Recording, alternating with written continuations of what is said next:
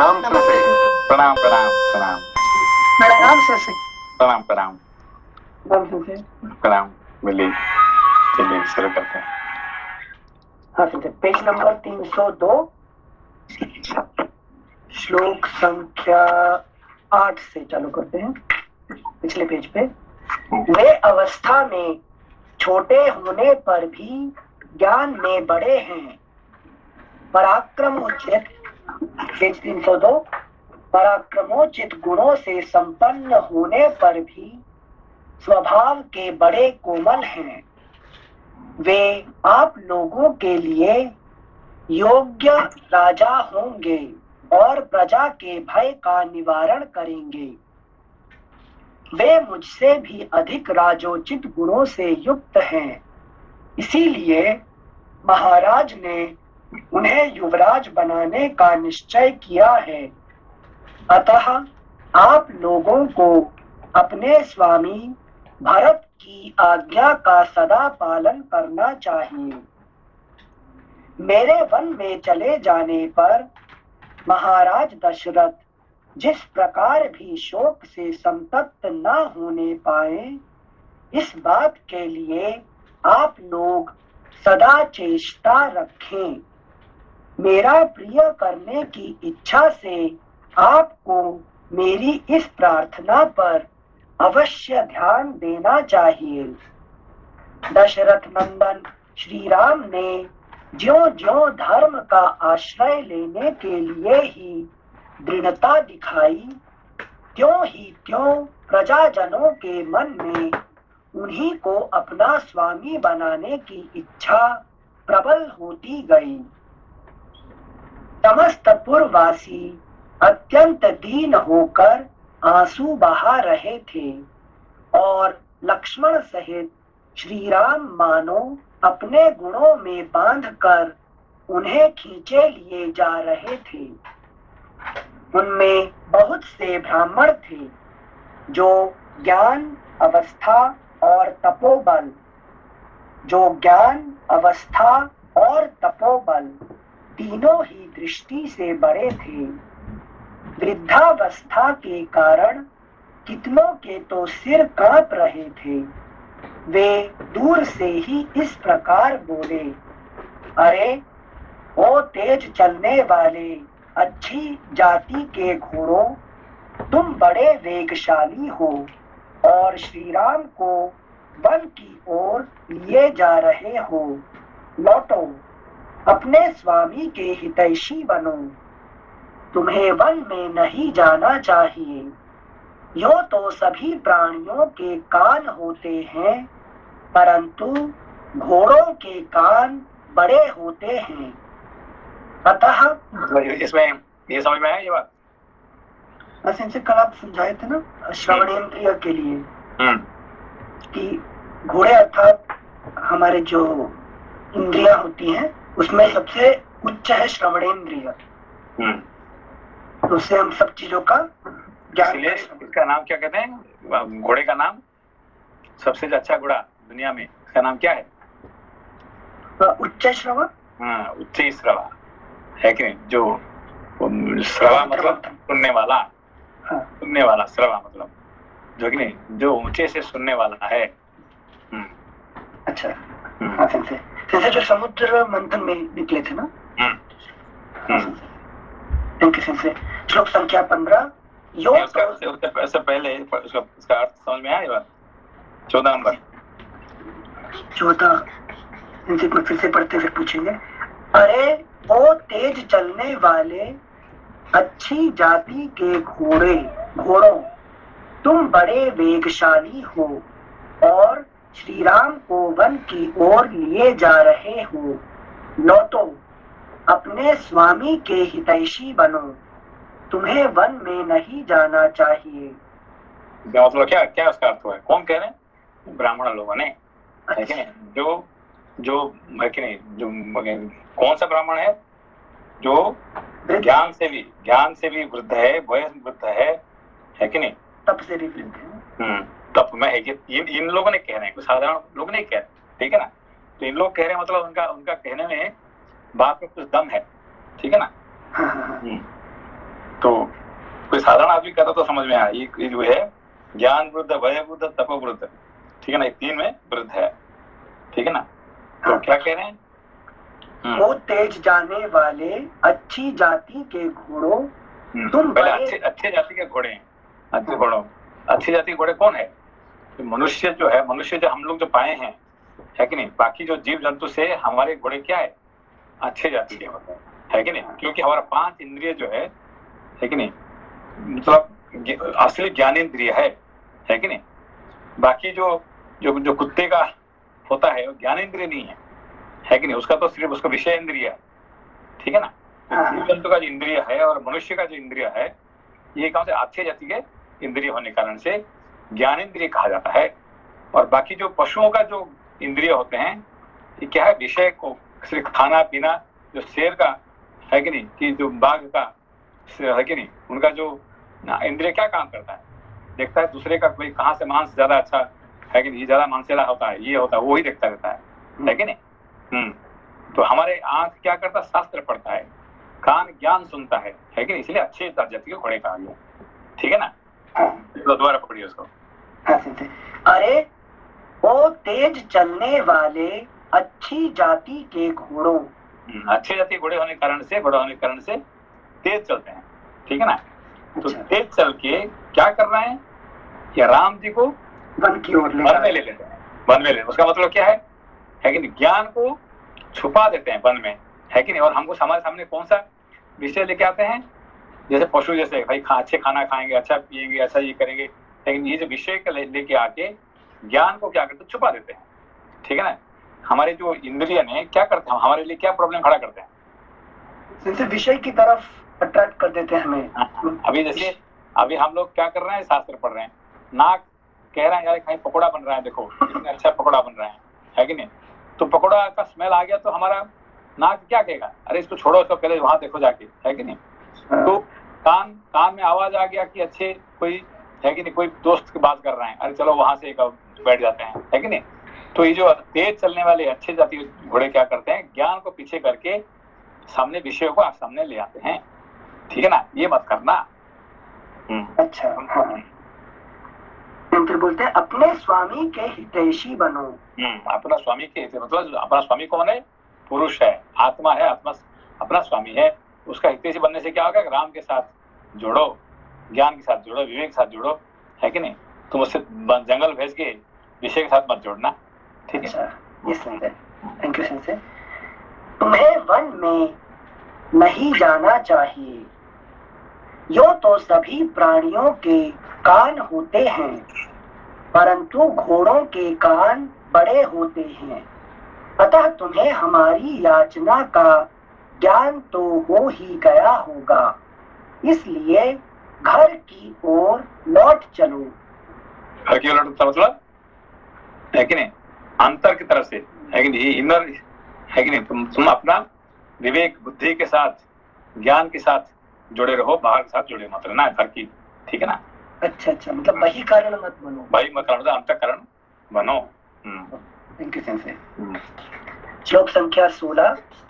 तुम्हारे स्वामी श्री राम विशुद्धात्मा, वीर और उत्तम व्रत का दृढ़ता से पालन करने वाले हैं, अतः तुम्हें इनका उपवहन करना चाहिए, अतः तुम्हें इनका उपवहन करना चाहिए। इन्हें बाहर से नगर के समीप ले चलना चाहिए, नगर से वन की ओर इनका अपवहन करना, इन्हें ले जाना तुम्हारे लिए कदापि उचित नहीं है। तुमको उनको अंतःकरण बनो, बहिकरण बन के उसको बाहर की तरफ से मत ले जाना।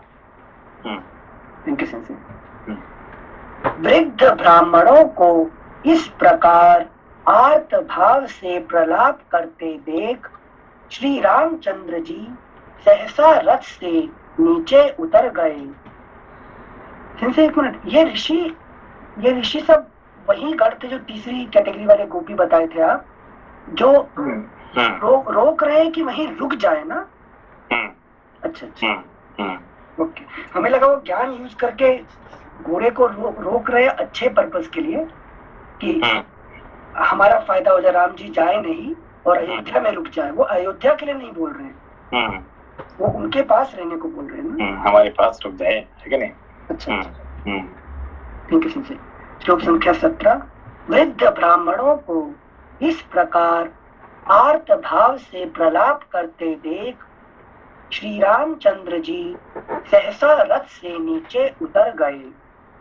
वे सीता और लक्ष्मण के साथ पैदल ही चलने लगे। ब्राह्मणों का साथ न छूटे इसके लिए वे अपना पैर बहुत निकट रखते थे, लंबे डग से नहीं चलते थे। वन में पहुंचना ही उनकी यात्रा का परम लक्ष्य था। श्री रामचंद्र जी के चरित्र में वात्सल्य गुण की प्रधानता थी। उनकी दृष्टि में दया भरी हुई थी, इसलिए वे रथ के द्वारा चलकर उन पैदल चलने वाले ब्राह्मणों को पीछे छोड़ने का साहस न कर सके। श्री रामचंद्र जी के चरित्र में वात्सल्य गुण की प्रधानता थी। उनकी दृष्टि में दया भरी हुई थी, इसलिए वे रथ के द्वारा चलकर उन पैदल चलने वाले ब्राह्मणों को पीछे छोड़ने का साहस न कर सके। श्री राम को अब भी वन की ओर ही जाते देख वे ब्राह्मण मन ही मन घबरा उठे और अत्यंत संतप्त होकर उनसे इस प्रकार बोले, रघुनंदन, तुम ब्राह्मणों के हितैषी हो, इसी से यह सारा ब्राह्मण समाज तुम्हारे पीछे पीछे चल रहा है। इन ब्राह्मणों के कंधों पर चढ़कर अग्निदेव भी तुम्हारा अनुसरण कर रहे हैं। इन ब्राह्मणों के कंधों पर चढ़कर अग्निदेव भी तुम्हारा अनुसरण कर रहे हैं। ब्राह्मण लोग आपका पीछे जा रहे हैं, उसका मतलब अग्निदेव भी है कि क्यों? वो ब्राह्मण लोगों ने यज्ञ करते हैं, अग्निहोत्र करते हैं, इसलिए उनके साथ हमेशा अग्नि देवता रहते हैं।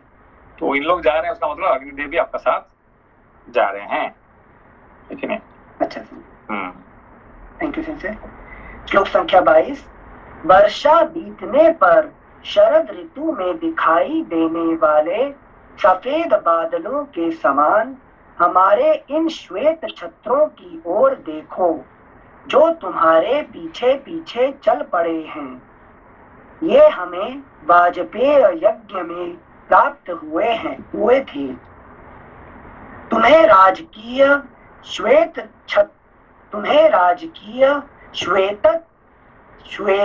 छत्र नहीं प्राप्त हुआ, अतएव तुम सूर्य देव की किरणों से संतप्त हो रहे हो। इस अवस्था में हम वाजपेय यज्ञ में प्राप्त हुए इन अपने छत्रों द्वारा तुम्हारे लिए छाया करेंगे। Next page 303। वत्स, हमारी जो बुद्धि सदा वेद मंत्रों के पीछे चलती थी, उन्हीं के चिंतन में लगी रहती थी, वही तुम्हारे लिए वनवास का अनुसरण करने वाली हो गई है। जो हमारे परम धन वेद हैं, वे हमारे हृदयों में स्थित हैं। हमारी स्त्रियां अपने चरित्र बल से सुरक्षित रहकर घरों में ही रहेंगी। अब हमें अपने कर्तव्य के विषय में पुनः कुछ निश्चय नहीं करना है। हमने तुम्हारे साथ जाने का विचार स्थिर कर लिया है, तो भी हमें इतना अवश्य कहना है कि जब तुम ही ब्राह्मण की आज्ञा के पालन रूपी धर्म की ओर से निरपेक्ष हो जाओगे, तब दूसरा कौन प्राणी धर्म मार्ग पर स्थित रह सकेगा।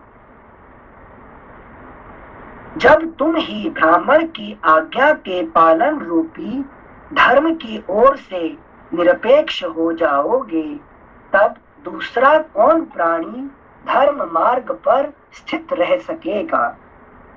श्लोक संख्या 27। सदाचार का पोषण करने वाले श्री राम हमारे सिर के बाल पक कर हंस के समान सफेद हो गए हैं और पृथ्वी पर पड़कर साष्टांग प्रणाम करने से इनमें धूल भर गई है।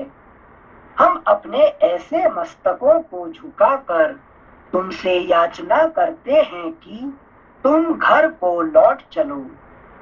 वे तत्वज्ञ ब्राह्मण यह जानते थे कि श्री राम साक्षात भगवान विष्णु हैं, इसीलिए उनका श्री राम के प्रति प्रणाम करना दोष की बात नहीं है। ये समझ में आया बात को? इनसे हम एक तो ये उम्र में बड़े हैं, हाँ, ऋषि राम जी छोटे हैं, ठीक है ना। दूसरे हैं ये ब्राह्मण है, राम जी क्षत्रिय है कि नहीं। तो किसी भी कारण से इन लोगों ने इनको नमस्कार प्रणाम नहीं करना चाहिए, ठीक है ना। कभी भी इन लोग क्या करते हैं, प्रणाम कर रहे हैं। क्यों? इसका कारण ये है कि वो जानते थे कि ये किसको कर रहे हैं, ठीक है ना। हाँ हाँ हाँ। संजय, हाँ, प्रणाम करना वो बात समझ आई। यहाँ पर ये बार बार घर को लौट चलो, उसका फिलोसॉफिकल मीनिंग है कुछ क्या? ये फिलोसॉफी वही है ना कि जो आप घर को मतलब क्या है, अंदर जा, बाहर मत जाना, अंदर जाना, अंतःकरण की ओर। अंतःकरण मतलब अंदर में घुसो, बाहर क्यों जा रहे हैं, है कि नहीं। तो उसका मतलब हमारे यूजुअली आपका जिंदगी में 99% ज्ञान कहाँ जा रहा है? बाहर छिद्रों से निकल रहा है बाहर, है कि नहीं। क्या क्या करने का भाई, मेरा कैसे करने से मेरा नौकरी अच्छा ये होगा, 2 पैसा अच्छा मिल जाएगा, अच्छे घर बन जाएगा, है कि नहीं। कैसा कपड़ा कैसे खरीदेंगे। तो 99% ज्ञान क्या होता है कि बाहरी जंगल की तरफ जाता है कि नहीं। तो अपना मुक्ति के लिए अपने ज्ञान ज्यादा लगाते हैं कि संसार में उन्नति करने के लिए ज्यादा इस्तेमाल करते हैं, उन्नति के लिए है कि नहीं, अभ्युदय के लिए, है कि नहीं। निश्रेयस नहीं है, अभ्युदय के लिए आपका सारे एनर्जी जा रहे हैं। तो ये तो प्रैक्टिकल कथा बात है ना, सभी का बात है इसका, है कि नहीं। तो इसीलिए ये लोग ब्राह्मण लोग ने तप में, ज्ञान में और उम्र में ज्यादा बढ़ने के कारण से ये जानने में सक्षम है, ठीक है ना। ठीक है, थैंक यू संजय। मतलब वो घर मतलब ये नहीं बोल रहे कि तुम दशरथ के पास चले जाओ। नहीं, ये वो नहीं, वो उनका ये कहना है कि तुम घर लौट आओ, बाहर मत जाना। लेकिन बाहर मतलब ये अपना घोड़े को कह रहे हैं, अपना इंद्रियों को कह रहे हैं, अपना ज्ञान को कह रहे हैं कि तुम ज्ञान जो है अब बहुत हो गया, अभी हम बहुत जीत चुके हैं और इससे क्या हम क्या करेंगे आगे, ठीक है ना। Thank you Sanjay. श्लोक संख्या 28। इतने पर भी जब श्री राम नहीं रुके तब वे ब्राह्मण बोले, वत्स, जो लोग यहाँ आए हैं इनमें बहुत से ऐसे ब्राह्मण हैं जिन्होंने यज्ञ आरंभ कर दिया है। अब इनके यज्ञों की समाप्ति तुम्हारे लौटने पर ही निर्भर है। क्या कहे उन्होंने? वो कहते हैं जो लोग यहाँ आए हैं इनमें से कुछ ब्राह्मण हैं जिन्होंने यज्ञ आरंभ कर दिया है। आरंभ कर दिया है मतलब यज्ञ आरंभ कर दिया मतलब क्या है? पाथ में सॉरी बोले ना नहीं गो अहेड सॉरी। मतलब स्ट्राइवर है, मार्ग पर निकल चुके हैं, लेकिन जो मतलब वो ज्ञान के रास्ते में कौन निकलता है? जो कर्मयोग करता है, जो कर्मयोग में है कि नहीं। तो जो यज्ञ, जिसका जिंदगी में यज्ञ ही रहता है कि नहीं, कर्म तक करता है। क्यों करता है?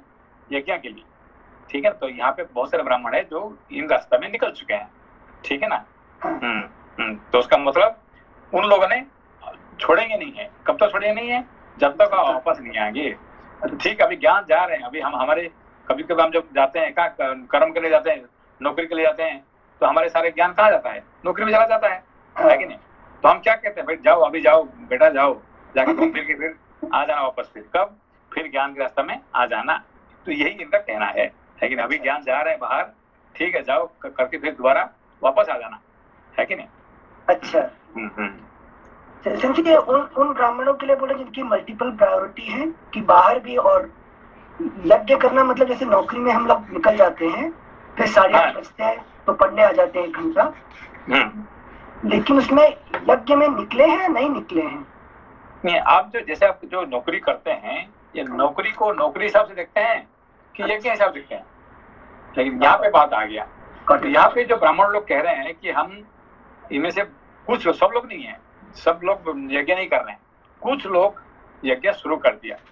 आखिर कर्म योग शुरू कर दिया, ज्ञान योग शुरू कर दिया, तो कब तक वो बंद नहीं करेंगे? जब तक आप वापस नहीं आए, मतलब जब तक ज्ञान की पराकाष्ठा नहीं हो, विवेक नहीं हुआ है, मुक्ति नहीं हुआ, तब तक वो छोड़ेंगे नहीं है। ठीक है ना?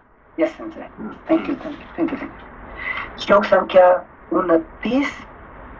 संसार के स्थावर और जंगम सभी प्राणी तुम्हारे प्रति भक्ति रखते हैं, वे सब तुमसे लौट चलने की प्रार्थना कर रहे हैं, अपने उन भक्तों पर तुम अपना स्नेह दिखाओ। स्थावर और जंगम दोबारा पढ़िए, क्योंकि एक श्लोक जो है ना, ये है कि नहीं, ये वेद की वाणी है। ठीक है ना? हाँ।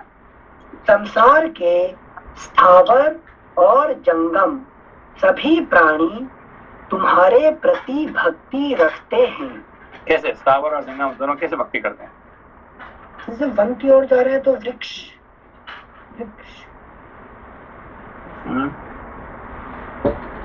ये कैसे है? सेंसी इधर स्थावर वृक्षलों को बोल रहे हैं, और ये आपका आवाज छोटे कम क्यों आ रहा है? अभी सुनाई दिया सेंसी? बहुत कम आ रहा था।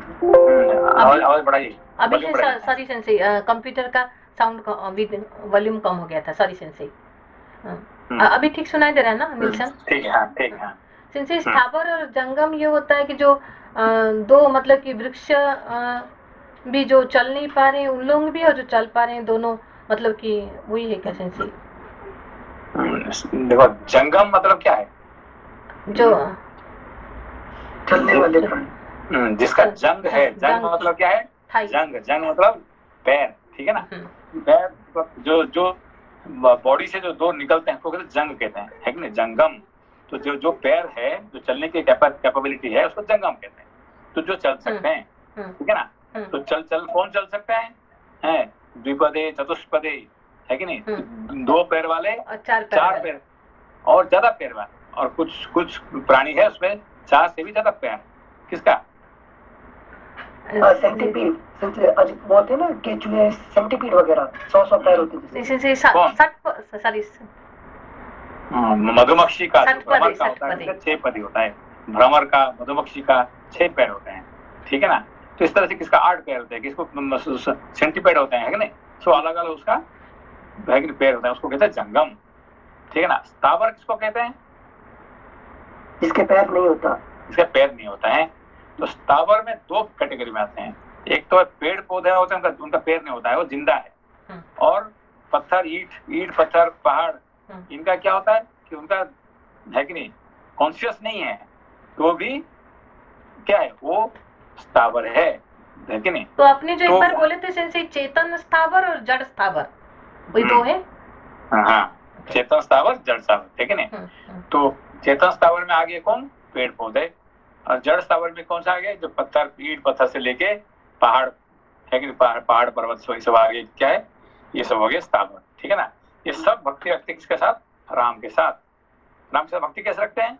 हाँ जैसे राम का नाम पत्थर पे रखते ही तैरने लग गए थे। ठीक है ना? तो जो जड़ होता है, जो लाइफ है, वो तो है, ये कॉन्शियसनेस के पास है, वो तो राम है ही है। ठीक है? भक्ति रखते ही है। और जो अनकॉन्शियस है, उसमें क्या है? सत्य है, चित्त नहीं है, मगर सत्य है। ठीक है ना? सच्चित आनंद। ठीक है? Thank you Sanjay. श्लोक संख्या 29।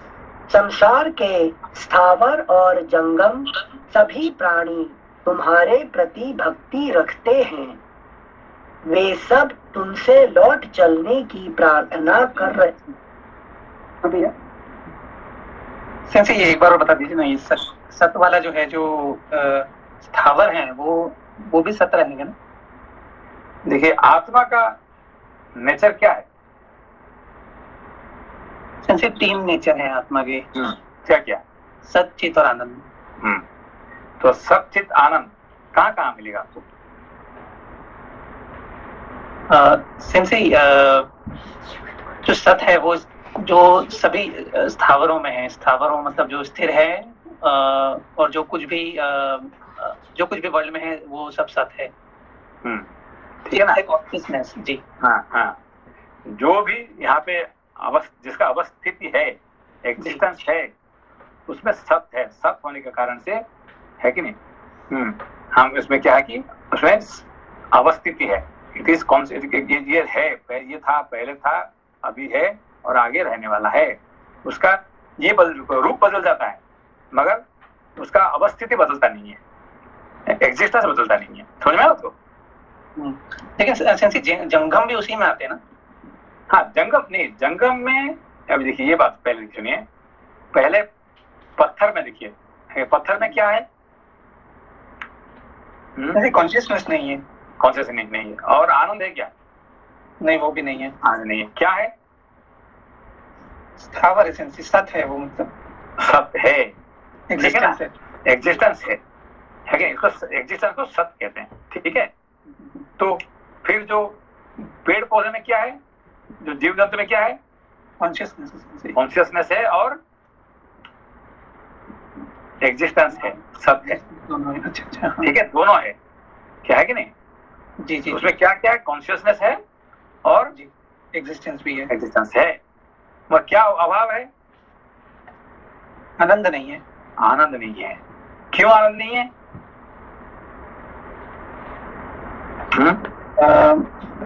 सेंसी क्योंकि वो लोग मूव नहीं हो सकते इधर से उधर, और या फिर they can not enjoy the knowledge. नहीं, एक तो है कि भाई अभी आज खाना मिल गया, नेक्स्ट खाना कहाँ मिलेगा, कुछ गारंटी है क्या? है कि नहीं? कम से कम आपको आज रात के लिए खाना है कि नहीं आपका घर में? जी अभी घर के लिए खाना है, कल सुबह के लिए ब्रेकफास्ट है कि नहीं है जी, है कि नहीं?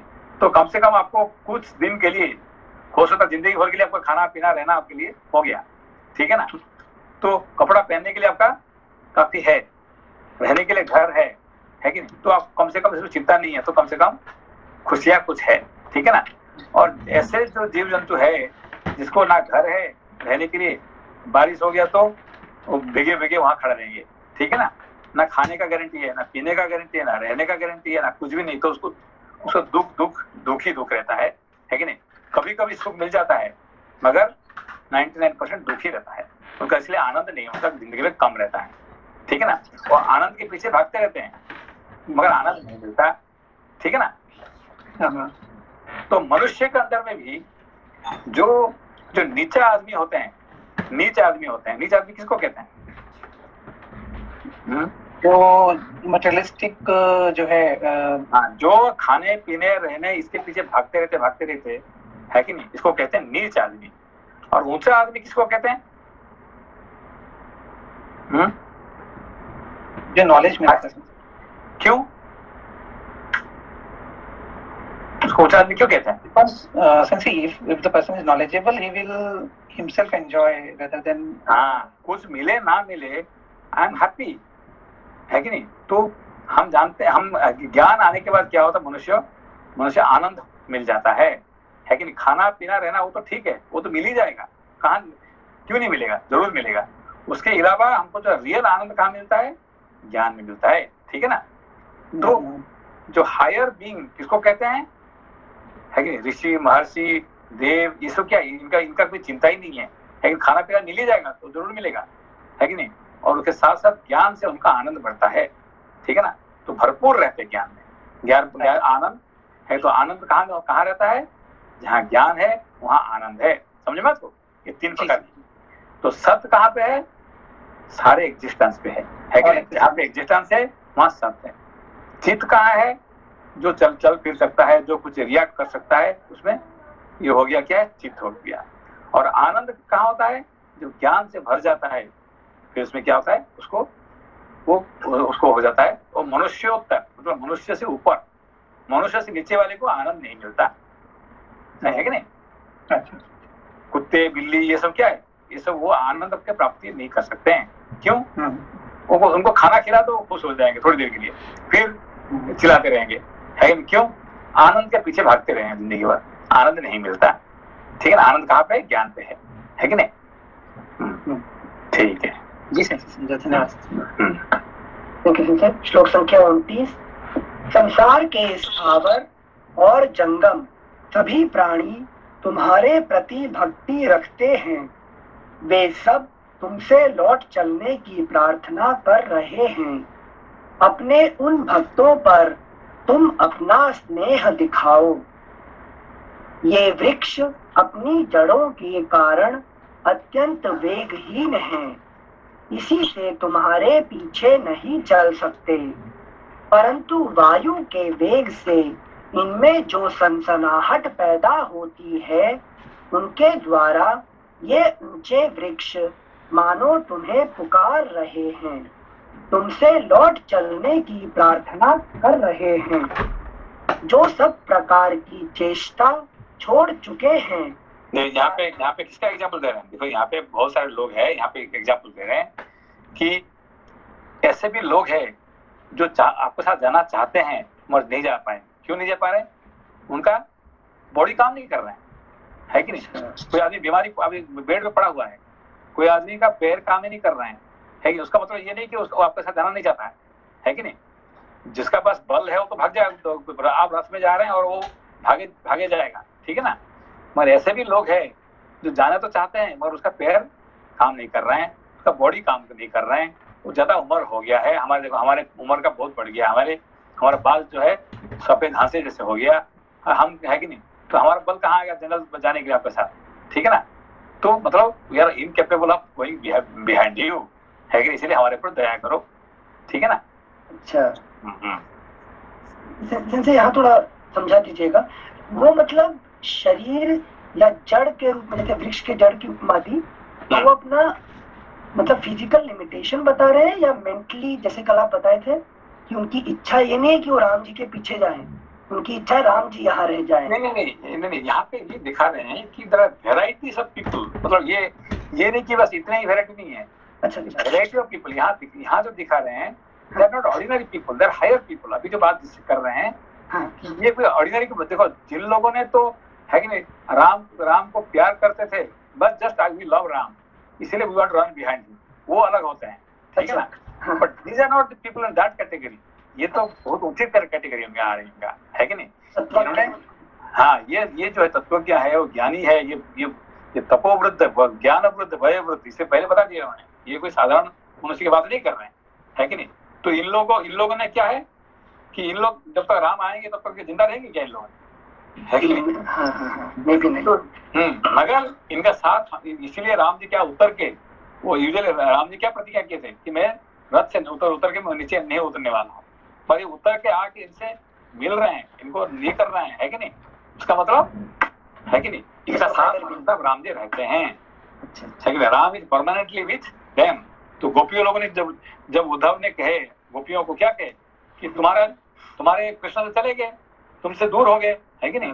वो तो चले गए, अभी द्वारिका चले गए यहाँ तक, अब तुम क्या कर रहे हैं यहाँ पे, है कि नहीं? तो उन्होंने क्या कहे गोपियों भी बोले थे कि मैं तुम्हें ब्रह्म ज्ञान देता हूँ गोपियों को, तो गोपियां बोलती है वो मेरे अंदर है यहाँ पर। हाँ, तो जो कहे कि तुम लोग ये चले गए, नहीं, वो कभी कहीं ना जाते हैं ना कहीं, रहो हमारे अंदर में हमेशा रहते हैं, पहले भी थे, है कि नहीं? अभी भी है, आगे भी रहने वाले, है कि नहीं? जो गए वो तो अलग है, जो हमेशा रियल कृष्ण है वो हमारे साथ हमेशा रहते हैं, ठीक है ना? तो ये जो आगे ये बात क्या कहे कि ये जो है कृष्ण, इनका राम हमेशा इनका साथ है, ठीक है ना? ये अलग है ग्रुप, इसमें बहुत, यहाँ पे बहुत कैटेगरी का लोग की बात कर रहे हैं, ठीक है ना? जैसे यहाँ राम जी जो वन में जा रहे हैं, और पता नहीं मेरे को ये 2 चैप्टर से लगा कि जो हम लोग कभी तपस्या करने में जाते हैं तो जो पीछे से सारे खींचते रहते हैं कि हमको नहीं जाने के लिए, वो है एक्चुअली यहाँ ये बात नहीं है ना सेंसे। ये है कि सच्ची में मतलब कि उन लोग तपस्या के रास्ते में बाधा नहीं है, परंतु सच्ची में उनको इसे मन है क्या, मतलब कि क्या, कैसे समझेंगे इसको? नहीं, देखते यहाँ पे जो है ये जो रामायण है ना, रामायण का हर एक श्लोक जो है ये ज्ञान से भरपूर है कि नहीं? ये तो है कि नहीं? ये ऐसे ज्ञान की, है कि नहीं, प्याला है, आप जितने उसको पीते जाओगे वो इतने ही आपको नशा देता रहेगा, ठीक है ना? ये ऐसे ही चीज है ये। तो इसको एक एक पढ़ते जाएंगे तो ये तो पूरा ये रामायण खत्म ही नहीं होगा हमारा, है कि नहीं? बहुत ही मतलब जैसे आप वेदांत पढ़ते हैं, जैसे गीता पढ़ते हैं, जैसे उपनिषद पढ़ते हैं, ऐसे ही रामायण का हर श्लोक ऐसे ही है, ठीक है ना। तो ये राम जी जा रहे हैं बोल के, जैसे राम जी तब प्रतिज्ञा कर लिए कि मैं रथ से उतरूंगा नहीं, तो बट ये लोग जो वृद्ध, तपो वृद्ध, ज्ञान वृद्ध, वय वृद्ध, जैसे कि कृष्ण ने क्या कहे कि मैं अपना है कि नहीं व्रत नहीं तोड़ूंगा, क्योंकि मैं अस्त्र धारण नहीं करूंगा, शस्त्र नहीं उठाऊंगा, मगर हाँ अस्त्र नहीं उठा। फिर उन्होंने ये क्या कहे भीष्म जी कि मैं तो उनको उठा के ही दिखाऊंगा है कि सबको। तो जीता कौन है आखिरी में? आखिर भीष्म जी जीत गए, कृष्ण हार गए, है कि नहीं। तो ऐसे ही यहाँ पे राम जी जो है यहाँ पर हारना पड़ा। क्यों? देखे कि भाई जो वयोवृद्ध, ज्ञान वृद्ध, तपोवृद्ध, ये जो है कि नहीं, जो बाल जिसका पक्के जो घास जैसे हो गया, ऐसे लोग इनका पीछे कर रहे हैं और चलने में असमर्थ है, वो कह रहे हैं तो क्या राम जी का बड़े चले जाएंगे क्या इनका, है कि नहीं।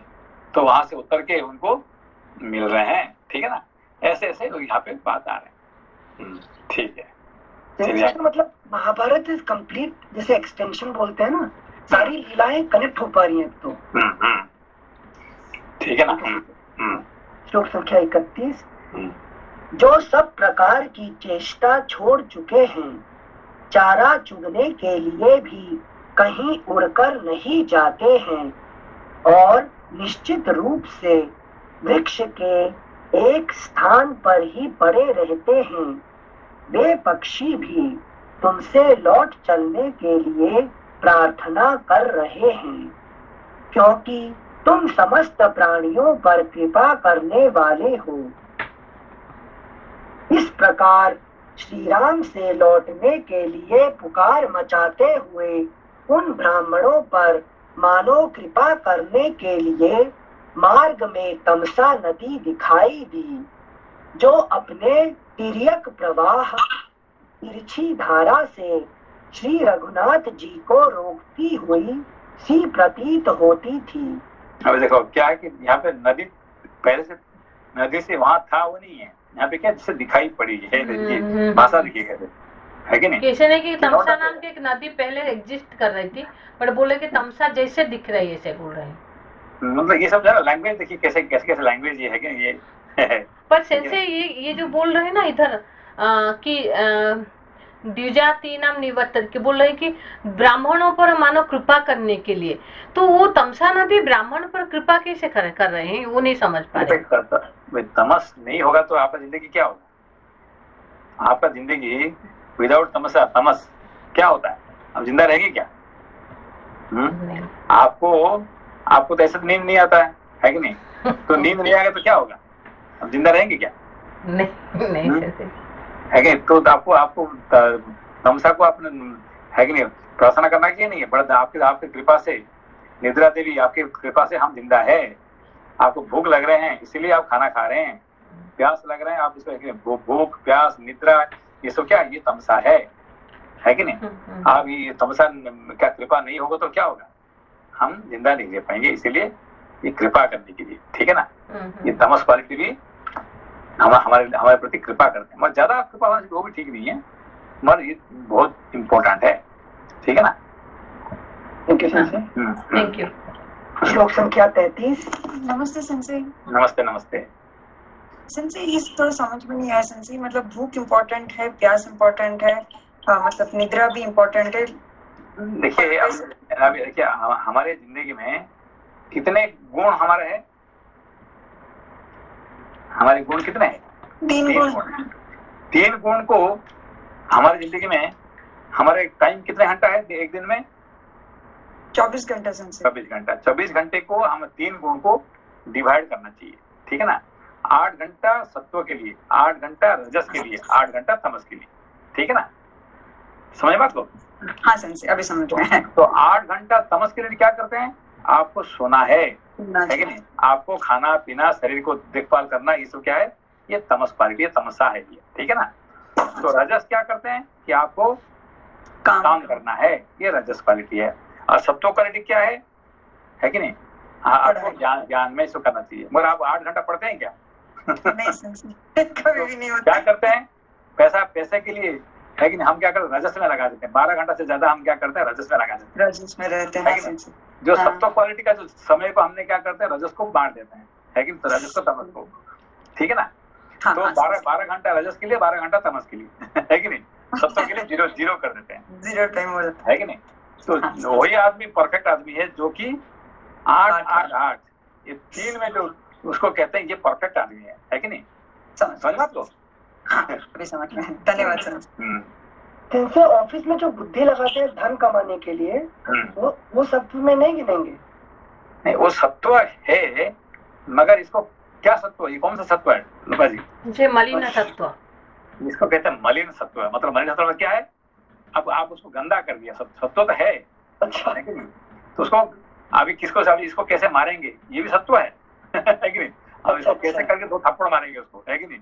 कैसे चोरी करेंगे, ये भी सत्व है कि नहीं। I am just meditating how to steal, ये क्या सत्व नहीं है क्या? सत्व है, ये सत्व है। आई एम जस्ट मेडिटेटिंग, अभी मैंने 2 घंटे से ध्यान कर रहा हूँ। क्या ध्यान कर रहे हैं कि how to steal somebody's money, ये भी सत्व है कि जब बुद्धि का इस्तेमाल करना ही सत्व होता है, ठीक है ना। पर वो सत्व प्योर सत्व नहीं है, ये मलिन सत्व होता है, ठीक है ना। Thank you sensei. श्लोक संख्या 33।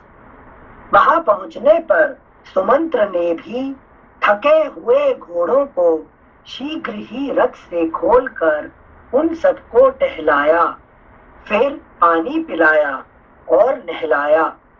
तत्पश्चात तमसा के निकट ही चरने के लिए छोड़ दिया। इस प्रकार श्री वाल्मीकि निर्मित आर्ष रामायण आदि काव्य के अयोध्या कांड में 45वां सर्ग पूरा हुआ। षट्चत्वारिंशः सर्गः। सीता और लक्ष्मण सहित श्री राम का रात्रि में तमसा तट पर निवास, माता पिता और अयोध्या के लिए चिंता तथा पूर्ववासियों को सोते छोड़कर वन की ओर जाना। श्लोक संख्या 1।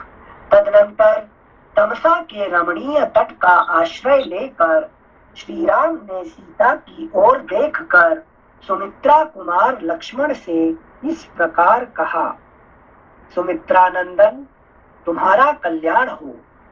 हम लोग जो, नेक्स्ट पेज 304, जो वन की ओर प्रस्थित हुए हैं, हमारे उस वनवास की आज यह पहली रात प्राप्त हुई है।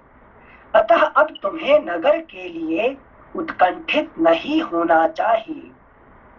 इस सूने वनों की ओर तो देखो, इनमें वन्य पशु पक्षी अपने अपने स्थान पर आकर अपनी बोली बोल रहे हैं।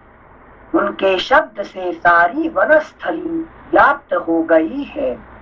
मानो ये सारे वन हमें इस अवस्था में देखकर खिन्न हो सब ओर से रो रहे हैं।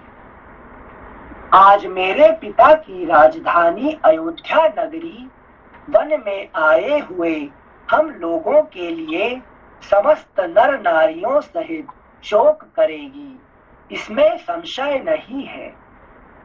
पुरुष सिंह, अयोध्या के मनुष्य बहुत से सद्गुणों के कारण महाराज में, तुम में, मुझ में तथा भरत और शत्रुघ्न में भी अनुरक्त हैं। इस समय मुझे पिता और यशस्विनी माता के लिए बड़ा शोक हो रहा है। कहीं ऐसा ना हो कि वे निरंतर रोते रहने के कारण अंधे हो जाएं। परंतु भरत बड़े धर्मात्मा हैं। अवश्य ही वे धर्म, अर्थ और काम तीनों के अनुकूल वचनों द्वारा पिताजी की और मेरी माता को भी सांत्वना देंगे। महाबाहो, जब मैं भरत के कोमल स्वभाव का बार बार स्मरण करता हूँ, तब मुझे माता पिता के लिए अधिक चिंता नहीं होती। नरश्रेष्ठ लक्ष्मण, तुमने मेरे साथ आकर बड़ा ही महत्वपूर्ण कार्य किया है, क्योंकि तुम न आते तो मुझे विदेह कुमारी सीता की रक्षा के लिए कोई सहायक ढूंढना पड़ता। सुमित्रा नंदन, यद्यपि यहाँ नाना प्रकार के जंगली फल मूल मिल सकते हैं, तथापि आज की यह रात मैं केवल जल पीकर ही बिताऊंगा, यही मुझे अच्छा जान पड़ता है। लक्ष्मण से ऐसा कहकर श्री रामचंद्र जी ने सुमंत्र से भी कहा, सौम्य, अब आप घोड़ों की रक्षा पर ध्यान दें, उनकी ओर से असावधान ना हो। सुमंत्र ने सूर्यास्त हो जाने पर घोड़ों को लाकर बांध दिया और उनके आगे बहुत सा चारा डालकर वे श्री राम के पास आ गए। फिर वर्णानुकूल कल्याणमयी संध्योपासना करके रात आई देख लक्ष्मण सहित सुमंत्र ने श्री रामचंद्र जी के शयन करने योग्य स्थान और आसन ठीक किया। तमसा के तट पर वृक्ष के पत्तों से बनी हुई वह शैया देखकर श्री रामचंद्र जी लक्ष्मण और सीता के साथ उस पर बैठे। थोड़ी देर में सीता सहित श्री राम को थक कर सोया हुआ देख लक्ष्मण सुमंत्र से उनके नाना प्रकार के गुणों का वर्णन करने लगे। लक्ष्मण सुमंत्र से उनके नाना प्रकार के गुणों का वर्णन करने लगे। सुमंत्र और लक्ष्मण तमसा के किनारे श्री राम के गुणों की चर्चा करते हुए रात भर जागते रहे। इतने ही में सूर्योदय का समय निकट आ पहुंचा। तमसा का वह तट गौओं के समुदाय से भरा हुआ था। श्री रामचंद्र जी ने प्रजाजनों के साथ वहां रात्रि में निवास किया। वे प्रजाजनों से कुछ दूर पर सोए थे।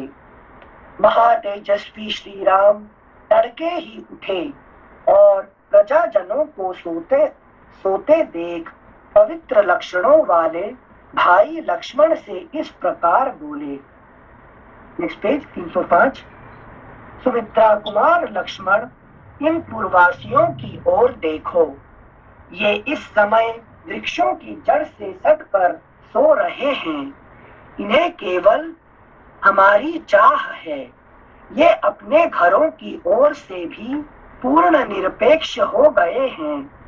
हमें लौटा ले चलने के लिए ये जैसा उद्योग कर रहे हैं, इससे जान पड़ता है ये अपना प्राण त्याग देंगे, किंतु अपना निश्चय नहीं छोड़ेंगे।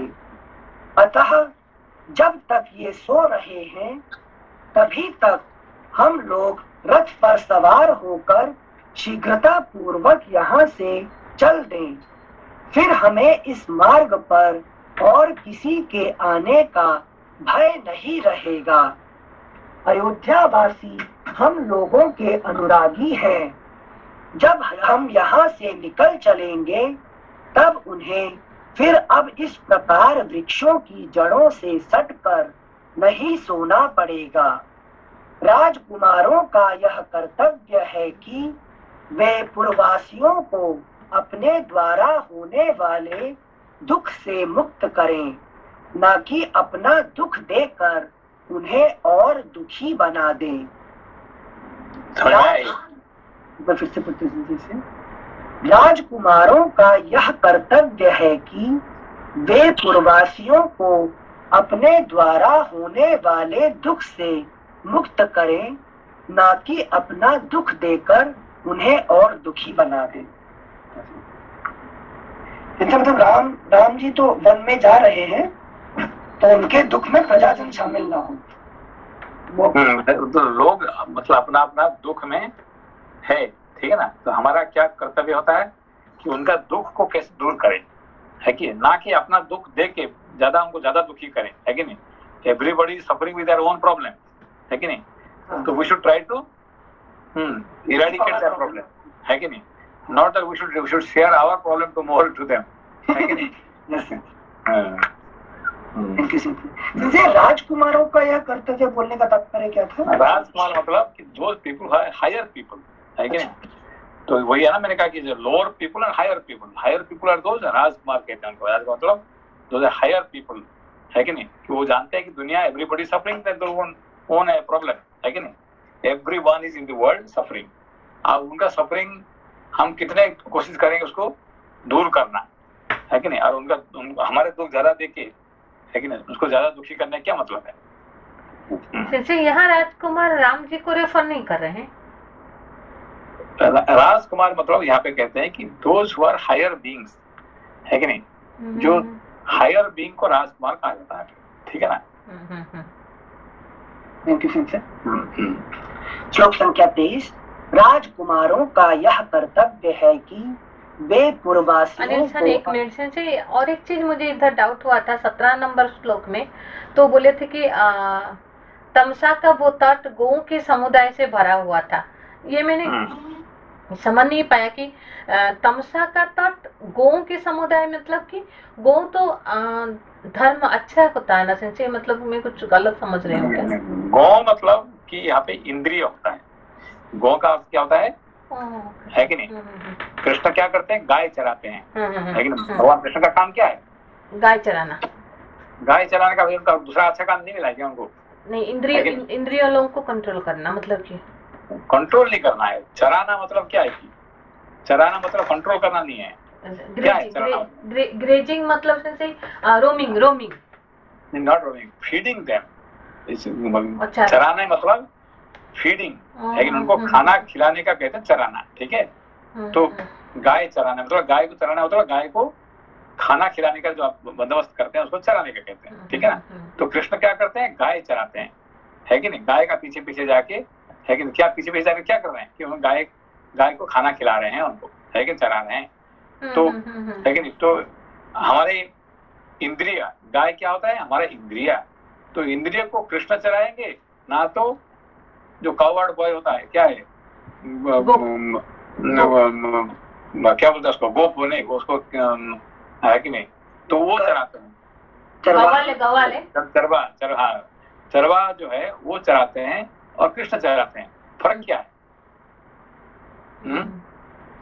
चरवा के अनिल जी क्या फर्क है? अनिल जी क्या फर्क है? सिंसे चरवाहा गाय के झुंड को ले जाता है और छोड़ देता है कि तुम घास चरो, और वो क्या करता है, वो अपना दुनिया में रहता है, है कि नहीं। वो जब तो दिखता है कि कोई भाग के जा रहे हैं कहीं, तो फिर जगह पीट पीट के उसको लेके आ जाता है कि तू यहाँ से भाग गया, तो इतनी हिम्मत है, तो उसको सिर्फ पीटता है कि नहीं। वो खाए नहीं खाए उसका कोई मतलब नहीं है, ठीक है ना। उसको एक जगह पे ले लिया, छोड़ दिया, और क्या करता है, वो अपना दुनिया में है, ठीक है ना। वो उसका गाय खाएगा नहीं खाए उसका कोई मतलब नहीं है कि नहीं। और गाय बस इतने है कि ये एरिया में रहे, उससे ज्यादा बाहर नहीं बदलना, जाएगा तो उसको मार मार के उसको भगाएगा, लेकिन ये चरवा काम है। और कृष्ण चराते हैं उसका मतलब क्या है कि every moment he is watching the cow, है कि नहीं, कि ये गाय क्या खा रहे हैं, ये सही खा रहे हैं कि नहीं खा रहे हैं, इसलिए उसका इज हेल्दी और नॉट हेल्दी। तो इसलिए कृष्ण का गाय क्या होते हैं, हृष्ट पृष्ठ होते हैं, और चरवा का गाय क्या होते हैं, बस उसका लक के ऊपर डिपेंड करता है। कभी कभी मिल गया तो अच्छा मिल गया, नहीं मिला तो भूखा रहना पड़ा, है कि नहीं। समझ लो। मोस्ट डिफिकल्ट काम गाय को चराना, बहुत मोस्ट डिफिकल्ट काम है, ठीक है। तो सेंसे इसलिए हमारे जो इंद्रियों को कौन सा राइट फीड, मतलब कि राइट फीड करना वो सबसे डिफिकल्ट काम है। तो हम जो इंद्रियों को देंगे, वही कृष्ण, उसको कहते हैं कृष्ण चराते हैं। कृष्ण मतलब कॉन्शियसनेस द मोस्ट, है कि नहीं, कि आपको गाय आपको मिला क्या क्या, जो इंद्रिय मिला है सबसे एक्सपेंसिव है, घोड़े मिले हैं, और एक्सपेंसिव घोड़े को एक्सपेंसिव खाना भी खिलाना पड़ेगा, है कि नहीं। सिर्फ घोड़ा आपने ले लिया एक्सपेंसिव, गाड़ी तो आपने बढ़िया गाड़ी ले लिया, पर उसका मेंटेनेंस नहीं करेगी तो क्या होगा, है कि नहीं। जितना महंगा गाड़ी लेंगे उसका इतना मेंटेनेंस भी उतना महंगा पड़ेगा। उसके पेट्रोल भी नॉर्मल पेट्रोल नहीं है, उसको भी पेट्रोल देना पड़ेगा, क्या है उसका हायर पेट्रोल देना पड़ेगा, मतलब है ना वो। ये आपको मालूम होगा, मुझे नहीं। हाँ, तो ये सब क्या है कि they are called taking care of, taking care of couch. इसको है।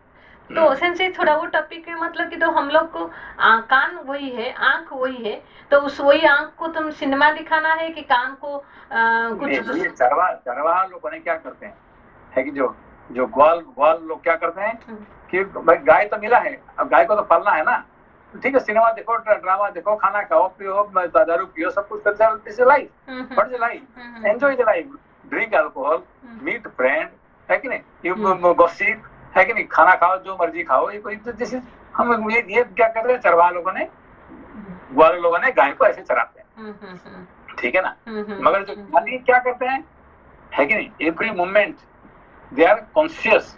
अभी आइंस्टाइन का जिंदगी में, और how did he to care of his इंद्रियस सेंसेस, है कि नहीं, तो with perfectly so that he could utilize his life, है कि नहीं। चलिए श्लोक संख्या 24। यह सुनकर लक्ष्मण ने साक्षात धर्म के समान विराजमान भगवान श्री राम से कहा, परम बुद्धिमान आर्य, मुझे आपकी राय पसंद है, शीघ्र ही रथ पर सवार होइए।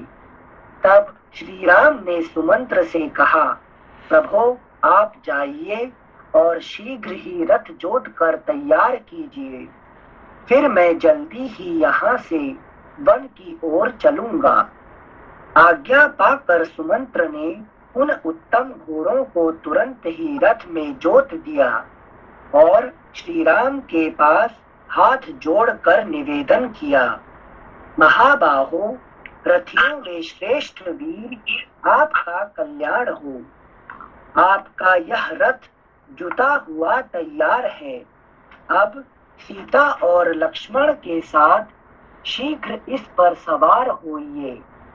श्री रामचंद्र जी सबके साथ रथ पर बैठकर तीव्र गति से बहने वाली भंवरों से भरी हुई तमसा नदी के उस पार गए। नदी को पार करके महाबाहु श्रीमान राम ऐसे महान मार्ग पर जा पहुंचे जो अभी जो बात चल रहा था, क्या बात चल रहा था कि तमसा का नदी का इसमें कौन थे, गाय से भरे थे, है कि नहीं, असली गाय थे क्या, नहीं, वो जहाँ तमस होता है वहां पे इंद्रिय वहां भ्रमण करते रहते हैं, इसको गाय कहते हैं। समझ में आता है रूपा जी? अभी समझ में आया, तभी मेरा इंटेलेक्ट सेटिस्फाई नहीं हुआ था। अभी समझ में आया पूरा। जहाँ तमस है वहीं इंद्रिय घूमते रहते हैं, लेकिन सारे इंद्रिय कहाँ है, तमस के आसपास, कि नहीं, जहाँ सत्व होते हैं तब उसको नींद आ जाता है कि नहीं, जब राम कथा होता है कि नहीं, वो क्या होता है, नींद आ जाता है, पढ़ने के टाइम नींद आ जाता है, लेकिन खाने पीने के टाइम पर आँख खुले रहता है कि नहीं, गाय से भरा होता है। Thank you Sanjay. श्लोक संख्या 28। श्री रामचंद्र जी सबके साथ रथ पर बैठकर तीव्र गति से बहने वाली भंवरों से भरी हुई तमसा नदी के उस पार गए। भंवरों से भरी हुई तमसा नदी के उस पार गए। देखो, तमसा नदी का उस पार गए, भाई घोड़े से रथ से तमसा नदी उस पार कैसे चलेंगे, है कि नहीं, समझ में, नदी को कैसे पार करेंगे, रथ से नहीं कर सकते, है कि नहीं, और उस पार चलेंगे, कैसे पहुंचा गए इसमें, है कि नहीं, मतलब फिलोसॉफिकली तमस को हाँ, तो उस पर क्यों ये बात आया, जैसे क्योंकि बताए थे ना आप से 3 कैटेगरी के गोपीज, तो बाकी जो प्रजाजन यहाँ पे रबाजी क्या उसका कहने चाहते हैं, क्या चाहते हैं कहना,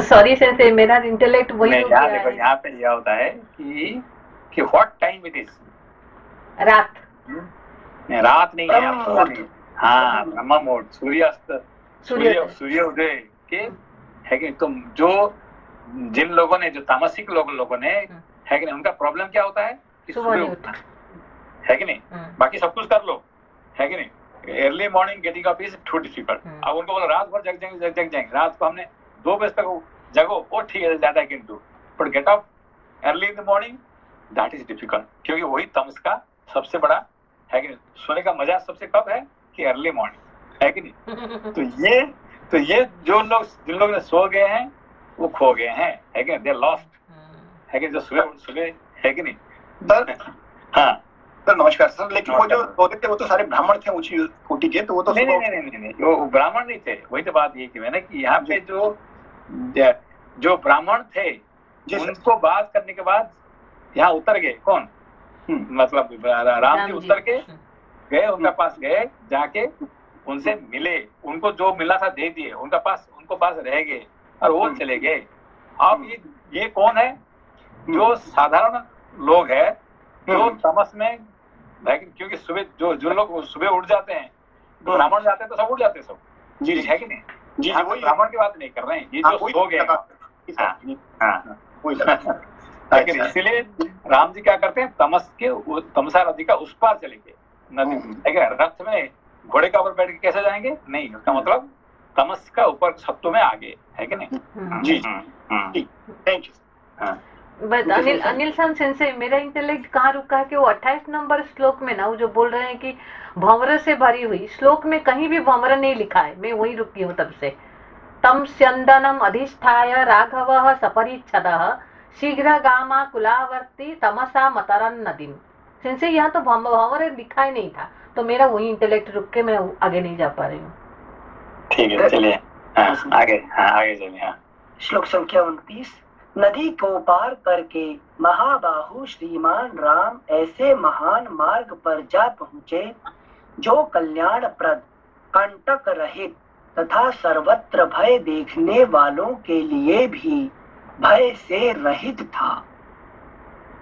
उस समय श्री राम ने पूर्ववासियों को भुलावा देने के लिए सुमंत्र से यह बात कही, सारथे हम लोग तो यहीं उतर जाते हैं। अब देखिए यहाँ पे क्या है कि राम जी कैसे ठगते हैं, देखिए यहाँ पे, है कि नहीं? ये इन लोगों को, है कि नहीं? यहाँ दिखा रहे हैं।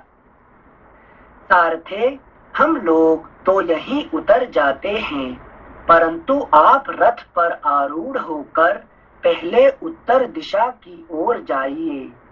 2 घड़ी तक तीव्र गति से उत्तर जाकर फिर दूसरे मार्ग से रथ को यही लौटा लाइए।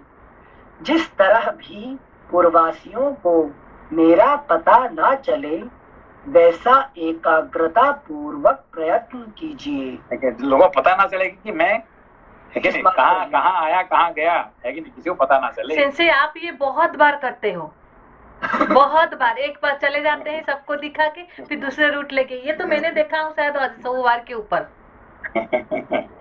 अच्छा चलिए। श्लोक संख्या 32। श्री राम जी का यह वचन सुनकर सारथी ने वैसा ही किया और लौटकर पुनः श्री राम की सेवा में रथ उपस्थित कर दिया। तत्पश्चात सीता सहित श्री राम और लक्ष्मण, जो रघुवंश की वृद्धि करने वाले थे, लौटा कर लाए गए उस रथ पर चढ़े।